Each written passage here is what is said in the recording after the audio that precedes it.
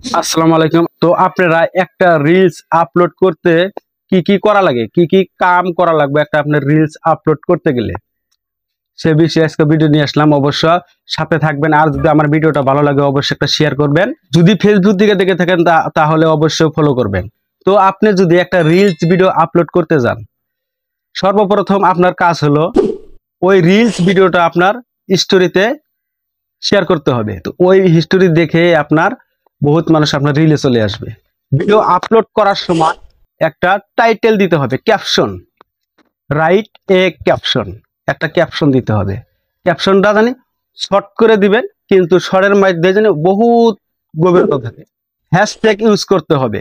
Hashtag use করলে আপনার video বহুত রিচ পাবো। যদি আপনি ভালো ভালো হ্যাশট্যাগ ইউজ করতে পারেন তাহলে আপনার ভিডিওটা ভাইরাল হওয়ার সম্ভাবনা থাকে। তারপরে দেখবেন আপনি যে ক্যাপশনটা দিলেন, মানে টাইটেলটা যে দিলেন, টাইটেলের শেষে আপনি আপনার মোবাইলের থেকে ইমোজি ইউজ করবেন। আর ওই রিলসে ভিডিওতে আপনি ইফেক্ট ইউজ করবেন যাতে আপনার ফেসটা সুন্দর হয়।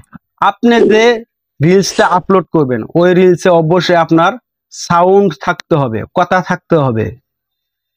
যদি কোনো সাউন্ড বা কথা না থাকে, যদি মিউট করে আপলোড করেন তাহলে ওই ভিডিওটা ভাইরাল হওয়ার কোনো সম্ভাবনা নাই এবং ইস্যু থাকতে পারে। অবশ্যই আপনারা আপলোড করার সময় এই বস্তুগুলো লক্ষ্য করে আপলোড করবেন। আর আপনি যে ভিডিও আপলোড করবেন আপনার ভিডিওর রেজলিউশন কমসে কম নিচে 720-এর নিচে করতে পারবেন না, কিন্তু 720 আপনার দিতেই হবে। আর উপরে যত দিতে পারেন ওটা আপনার ইচ্ছা।